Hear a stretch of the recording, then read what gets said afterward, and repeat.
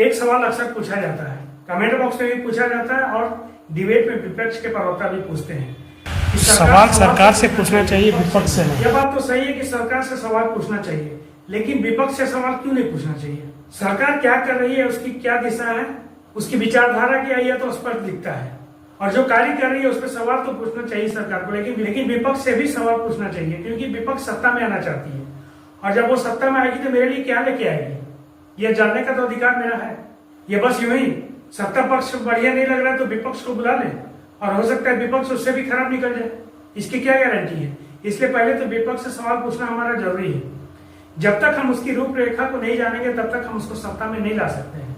आज के हल्ला बोल डिबेट में बहुत सारे सवाल आए, बहुत सारे जवाब हुए और इस डिबेट से हम देखेंगे कि बिहार की सरकार और बिहार का चुनाव किस दिशा में जा रहा है। चलिए वीडियो को शुरू करते हैं। और चोर कौन बुला रहा है? चोर बुला रहा है वो जो खुद भ्रष्टाचार के आरोप में चोरी करके बेल पे बाहर है, राहुल गांधी। और चोर बुला रहा है वो जो जानवरों का चारा खा गया। भैंसे बोल रही है मेरा चारा खा गए 5 बार दोस्त से लालू प्रसाद यादव। और चोर किसको बुला रहे हैं? चोर उसको बुला रहे हैं जो गंगा जल की तरह पवित्र नरेंद्र मोदी जी गुजरात के मुख्यमंत्री थे, प्रधानमंत्री बने के लिए पैसे और सब डकार गए। बोले दीदी प्लीज दीदी नहीं दादाजी, आप गलत बोलेंगे तो दिक्कत तो होगी। ना बोलिए, अन्ना जी शांत करा लीजिए, वो पता नहीं प्लीज। नरेंद्र मोदी जी वो व्यक्ति हैं, आप बताइए, आप बहनें बैठी हैं, सब देख रहे होंगे, जब मुख्यमंत्री से प्रधानमंत्री बने उनके निजी खाते में 21 लाख रुपए थे। सरकारी कर्मचारियों को दे के आए, अपनी बेटियों को पढ़ाओ, और ये होती है पवित्रता। ऐसा लीडर होना चाहिए। 9वीं फेल चारा घोटाले वाले जंगल राज वाले नहीं चाहिए बिहार को। ये बात बिल्कुल स्पष्ट कर दूं। धन्यवाद। चलिए आप शुरू कीजिए, मोर्चा संभालिए आरजेडी की तरफ से तमाम मुद्दों पर। और एक सेकंड भारत देश में रहते हैं ना हम लोग, ये वहाँ पे फैक्ट्री लगाई, यहाँ पे नहीं। बिहार गुजराती देश के अंदर कैसे कर सकते हैं? कुछ गुजरात को दे देंगे, बिहार को दिखा देंगे ठेंगा, तो सवाल तो हम करेंगे।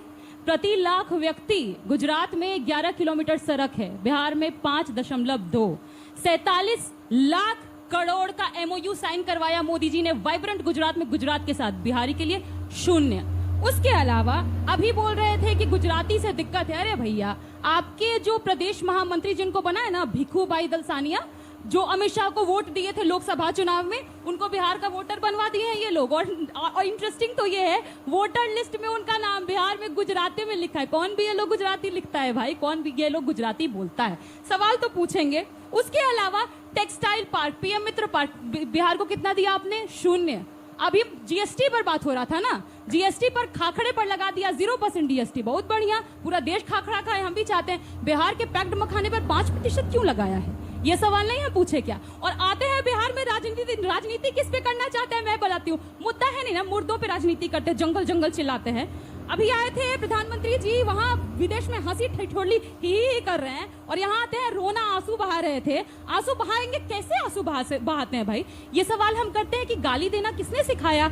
सबसे पहले ये खुद पहली प्रति दिखा रही हूँ, क्योंकि I have come with every proof. पहला प्रति है कि इनका जो प्रदेश अध्यक्ष है हिमाचल का, सतपाल सिंह सत्ती, भरे मंच से गाली देता है राहुल गांधी जी की मां को। दूसरा है प्रदेश अध्यक्ष, दूसरे है बिहार के दिलीप जायसवाल जी, सब तो एक पर एक हैं। वो कहते हैं 50 गाली एक साथ राहुल जी को दे सकते हैं, हमारे पास गालियों की डिक्शनरी है। इनके उप मुख्यमंत्री बिहार के सम्राट चौधरी कहते हैं गाली दे दे करके ही तो हम नेता बन गए लालू जी को। उसके अलावा इनके विधायक जनक सिंह बिहार विधानसभा में खड़े होकर के राबड़ी जी को गाली दिए। उसके अलावा इनके मुख्यमंत्री दिल्ली की नई नवेली कैसा कैसा गालियों का इस्तेमाल की है, ट्विटर पे जाइएगा, कान खड़ा हो जाएगा। तस्वीर आपके सामने यहीं से दिखा रही हूँ। और खुद प्रधानमंत्री मोदी जी, वाह वाह वाह, प्रधानमंत्री है देश के, प्रधानमंत्री जी ने कैसी कैसी भाषा का इस्तेमाल किया? मिक्स्ड ब्रीड बोला। आपकी माँ देश की माँ, राहुल जी की माँ देश की माँ नहीं है क्या? नहीं नहीं भाई, नहीं नहीं नहीं नहीं भाई, राबड़ी जी की माँ देश की माँ नहीं है क्या? ये माँ कौन सी माँ है? जिस व्यक्ति के साथ आप देख रहे हैं ना मोदी जी को, ये नया नवेला उनका चहेता है। ये व्यक्ति बोलता है देश की दलित महिला को ये सुनना चाहिए। ये व्यक्ति लिखता है अपने अकाउंट से कि इस दलित महिला को, सारिका पासवान का साड़ी साया खोल के रोड पर नग्न घुमाया जाएगा, और इसके सामने प्रधानमंत्री खड़े हैं। देश आज शर्मसार है अंजना जी, क्योंकि ऐसे प्रधानमंत्री जी पता है क्या बन गए हैं? HOD बन गए, हेड ऑफ डिपार्टमेंट। किस चीज के? गालियों की संस्कृति के। और आज गाली पर हम गौरी लोगों ने लंकेश लंबी जी बहसें की कर ली है, वापस आज के विषय पर आते हैं। भारती जी, complete बस कीजिए। एक लाइन, जल्दी। आज गौरी लंकेश जी की पुण्यतिथि है, जिनको गोली मार दी गई थी। कौन लोग थे हम जानते हैं। उसको गाली देने वाले लोगों को प्रधानमंत्री जी फॉलो करते हैं। जल्दी से गौरव जी बोले, उसके बाद से अभिजीत जी आपके पास। देखिए, सबसे बड़ा मुद्दा क्या है बिहार में? अगर आप आम लोगों से वहां पर मिलेंगे तो उनके लिए जो आम सबसे बड़ा मुद्दा है पलायन का, कि शिक्षा तय वक्त में पूरी नहीं होती है। वो बच्चे कहेंगे कि हमको डिग्री जब मिलनी चाहिए नहीं मिल जा रही है। जो पलायन का मुद्दा है कि बाहर आना पड़ रहा है, यहाँ पर भी आप करा लीजिएगा। अनेकों बच्चे हैं जो बिहार के आकर यहाँ पर पढ़ रहे हैं। ये असल मुद्दे हैं। अगर आप इसको ले जाएंगे अन्य मुद्दों पर कि बिहार वर्सेस गुजराती कर रहे हैं या अन्य मुद्दा, तो शायद वो चले ही ना। जनता को चाहिए भाई, उनको चाहिए अच्छी शिक्षा व्यवस्था। अस्पताल नहीं है साहब। जाकर जब मुजफ्फरपुर में मैंने अस्पताल दिखाया था, इतना उफान बन गया था, पर ऑपरेशन थिएटर में बैठ के वहां अचार और पराठा खा रहे थे लोग। ये हालत थी। गौरव जी, धन्यवाद। देखिए, सबसे पहले तो मैं ये कहूंगा, देखिए किस्मत अपनी अपनी होती है।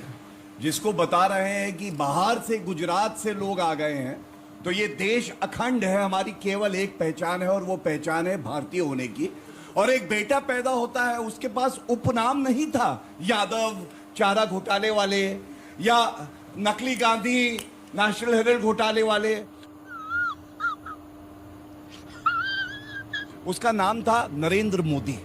अपनी मेहनत से, अपनी कर्तव्य परायणता से वो देश के शीर्ष संवैधानिक पद पे पहुंचता है और पूरा देश कहता है कि ये हमारा बेटा है, भारत माँ का बेटा है। और उसने पूरे भारत को अपना परिवार समझा। दूसरी तरफ किस्मत अपनी अपनी, बीच में ना बोले अंजना जी प्लीज, रिक्वेस्ट।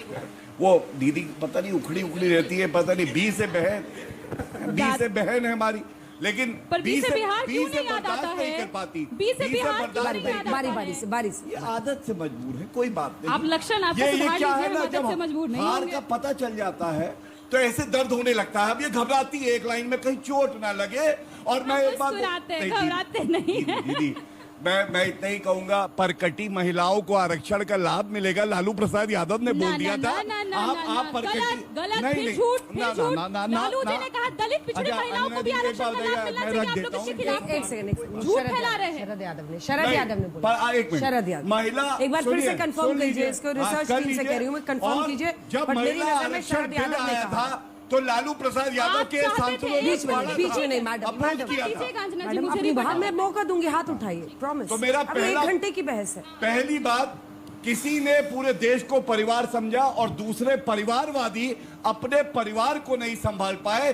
तेज प्रताप यादव से पूछो उसका दर्द कैसा है, जो कह रहा है भैया जयचंदो से सावधान रहना। दूसरी बात, ठेंगे की बात कर रहे थे। भी तो पूछ रही है दर्द। बीच में ना बोल।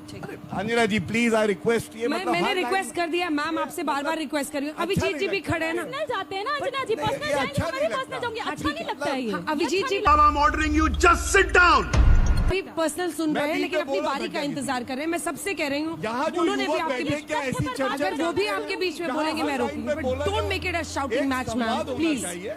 जल्दी खत्म कीजिए गौरव जी, 2 लाइन में खत्म मैं कीजिए। कैसे जल्दी करूं जब हर लाइन में टोका जाएगा। दूसरी बात, ठेंगा बोला इन्होंने, मुझे हाँ याद आया, एक बार ऐसा हुआ, आरजेडी का अध्यक्ष बनना था।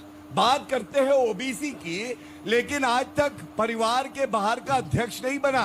पूरे ओबीसी समाज और जो गरीब है, वंचित है, उनको दिखाया ठेंगा। फिर महिला मुख्यमंत्री बनानी थी, सारी महिलाएं आगे आई आरजेडी में, लेकिन बनाया किसको? राबड़ी देवी को। मिला बाकी महिलाओं को क्या? ठेंगा।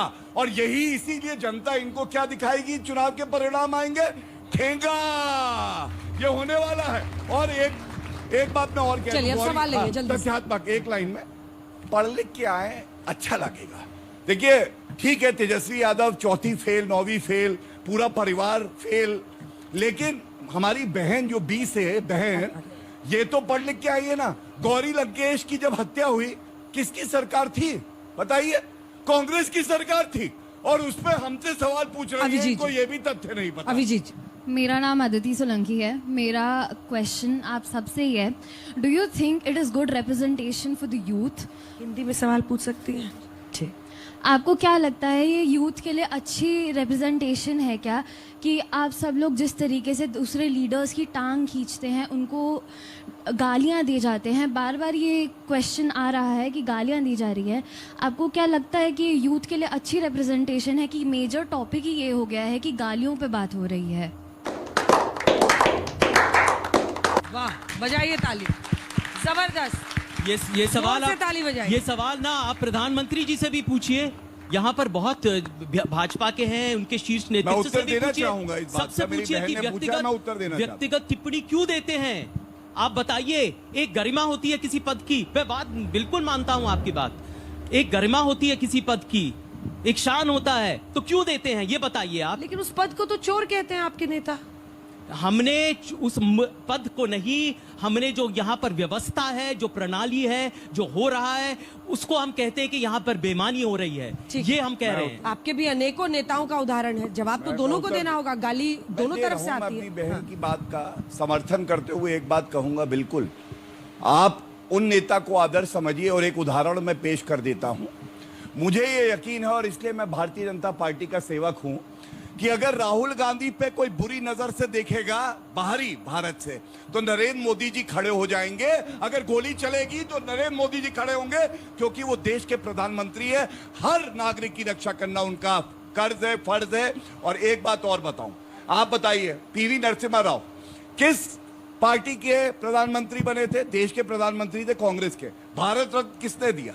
हमारी सरकार ने दिया। प्रणब मुखर्जी राष्ट्रपति बने, कांग्रेस में थे, किसने सम्मान दिया? भारतीय जनता पार्टी। नेताओं की गाली गलौज से क्या मतलब है? मैं बता रहा हूँ क्या ये मतलब है, क्योंकि मेरी बहन ने कहा सम्मान करना चाहिए एक दूसरे का, गाली नहीं देनी चाहिए। तो मैं बता रहा हूं, जिन लोगों को जूते की नोक पे रखते थे क्योंकि वो परिवार के नहीं थे, उनको सम्मान देने का काम किया तो भारतीय जनता पार्टी ने किया। ये मेरे कहने का जो है तात्पर्य है। सवाल आप सभी से है, नेता लोगों से। हमें अभी इस वितर्क पे हमने बहुत सारा ब्लेम गेम देखा कि वोट चोरी का विषय मुद्दा बने या फिर गाली का विषय मुद्दा बने। क्या बिहार के जो एक्चुअल मुद्दे हैं, जैसे माइग्रेशन, जैसे कि अनएम्प्लॉयमेंट, जैसे कि शिक्षा व्यवस्था उसकी इतनी खराब है, क्या वो मुद्दा कभी बन सकता है आप लोगों का? यही सवाल मैंने मेरा सवाल ये है कि जो लालू यादव ने अभी बोला कि 2 गुजराती यहाँ का कर रहे हैं, पॉलिटिशियंस तो ये सब बोल के हट जाते हैं, बट इन सब के बाद देश में जो डिसइंटीग्रेशन का माहौल होता है उस पर आपका क्या बोलना है?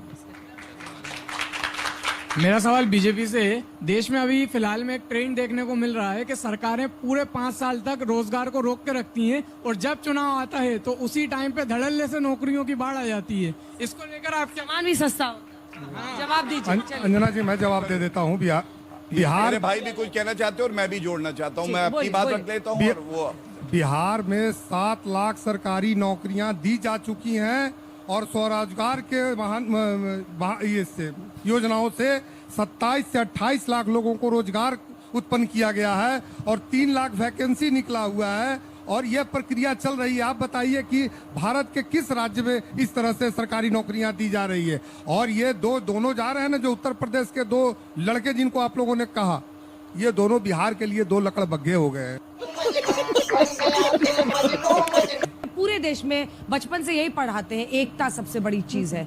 आप लोग इसको बिहार गुजरात क्यों कर रहे हैं? हमारे संविधान में ही सबसे पहला जो लिखा है ना sentence, we the people of India, तो वी द पीपल। तो लालू जी को बताइए ना। नहीं, हम वी लालू जी को बताइए, मुझे क्यों बता रहे हैं? लेकिन आपको इसलिए बता रहे हैं क्योंकि बिहार का होने के बावजूद अगर आपको बिहार का दर्द नहीं दिखता तो बताना तो बिहार की बात कीजिए। बिहार की बात इसलिए करते हैं कि कंपैरिजन करके देश के प्रधानमंत्री होने चाहिए, पर उनका रवैया झुकाव जो रहता है ना, वो गुजराती के प्रति रहता है। प्रति व्यक्ति। अच्छा, उस बच्ची को देख के बोलिए, उसका जवाब दीजिए।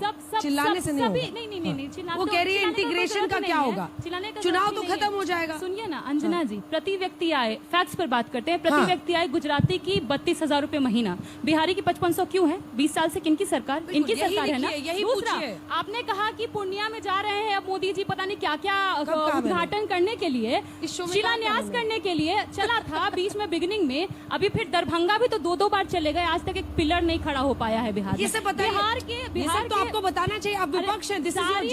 सारी बातें हम बोल रहे हैं, पर ये देश का दुर्भाग्य है कि मोदी जी चाहते हैं कि मोदी जी की माँ के ऊपर डिबेट हो, मोदी जी की माँ के ऊपर डिबेट हो, पर बिहारी के दर्द की कोई परवाह न हो। हम हमेशा बोलते हैं दवाई कमाई, पढ़ाई लिखाई, सिंचाई कार्रवाई, इसकी मुद्दों की बात होनी चाहिए। आप बोलते हैं लकड़बग्घा बोलते हैं, धीरेन जी गलत बात है। आप लकड़बग्घा बोल दिए तुरंत से। आपके वाले खुद सेल्फ डिक्लेयर्ड हनुमान हैं, लेकिन हम नहीं बोलेंगे क्योंकि आप ये सब भाषा इस्तेमाल करते हैं, क्योंकि वो सेल्फ इंडिपेंडेंट नहीं है ना। हम फख्र से कहते हैं मोदी जी के हनुमान है। अच्छा, ठीक है, माइक नीचे रखिए। आखिरी बात ये है अंजना जी कि इन्होंने कहा 20 से बलिदान और 20 से बिहार, तो बलिदान तो सैनिक देते हैं ना। हमारे बिहार के सैनिकों ने बलिदान दी ऑपरेशन सिंदूर में। जब मोदी जी बिहार आए, पोस्टर और बैनर बड़े बड़े चमचमाते हुए मोदी जी के लगे थे, किसी सैनिक का पोस्टर क्यों नहीं लगा जिसका बलिदान दिया गया? वो तो सवाल हम करेंगे। मैं उत्तर नहीं, एक मिनट जीना जी, सॉरी। ऑपरेशन सिंदूर में लेकिन एक भी सैनिक का बलिदान नहीं हुआ है, तो अभी अगर आप बोल रहे हैं ये भी गलत। कैसे नहीं हुआ? सॉरी, उसी समय में हुआ, सिंदूर में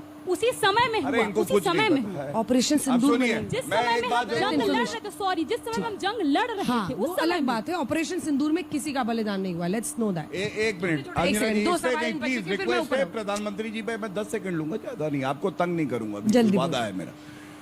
ये वो कह रहे हैं, मैंने कहा 20 से बलिदान, तो 20 से बलिदान तो ये भारतीय जनता पार्टी भी 20 से है, लेकिन इनका तो 20 से भ्रष्टाचार है। ये तो सिर्फ लूटने आए हैं। और नरेंद्र मोदी जी वो प्रधानमंत्री हैं हर दिवाली सेना वाली। वैसा प्रधानमंत्री कहाँ लाओगे जो हर दिवाली में सेना के साथ अपना परिवार समझ के बनाता है? और ये लालू और ये तेजस्वी केवल चारा घोटाला। मेरा नाम मोहम्मद परवेज आलम है, मैं बिहार। आज के हल्ला बोल कार्यक्रम का डिस्कस प्रस्तुत कर रहा हूँ, कृपया ध्यान दीजिएगा। हल्ला बोल डिबेट में बिहार की शिक्षा व्यवस्था घोटालों और गाली गलौज पर तीखी बहस देखने को मिली। मुख्य मुद्दा था डिग्री की अवधि और लगातार हो रहे पलायन। नेताओं ने अपने अपने हिसाब से आंकड़े और तर्क दिए, लेकिन असल सच्चाई वही है जिसे लोग रोज झेलते हैं। मेरी नजर में बहस बिल्कुल सही मुद्दों पर थी। लालू यादव के दौर की हालत मैं खुद देख चुका हूँ, जहाँ 3 साल की डिग्री 6 साल में पूरी होती थी। मेरे घर की एक डिग्री उसी काल की गवाही देती है। लेकिन सवाल यह है कि छात्रों को बेहतर शिक्षा और भविष्य मिलेगा या फिर सिर्फ झुंझुना बनकर रह जाएगा। घोटाले और पलायन पर जब चर्चा हुई तो साफ दिखा कि नेता भी एक दूसरे पर आरोप मारने से आगे नहीं बढ़ रहे। सच तो यह है कि प्रतिभा आज भी बिहार छोड़ने को मजबूर है। सिस्टम अगर सचमुच बदला होता तो छात्रों को अपने राज्य में ही गर्व महसूस होता। कुल मिलाकर हल्ला बोल ने एक बार फिर आईना दिखा दिया। चेहरे बदलते हैं लेकिन हालात वही रहते हैं। यहाँ पे मैं गाली गलौज को संलग्न नहीं किया हूँ, इसलिए गाली गलौज पे मैं ज्यादा कुछ बोलना नहीं चाहता हूँ। अपने विचार कमेंट बॉक्स में जरूर लिखिएगा। वीडियो में यहाँ तक आए हैं तो प्लीज लाइक किए बिना नहीं जाइएगा। अगर आप लाइक करते हैं तो ऐसे ही मुद्दे उठाने के लिए मुझे प्रेरणा मिलती है। चैनल को सब्सक्राइब कर मेरा सपोर्ट कीजिएगा। मिलते हैं फिर से नई वीडियो में एक नए मुद्दे के साथ, एक नए डिबेट के साथ। लेते हैं आपसे विदा। धन्यवाद।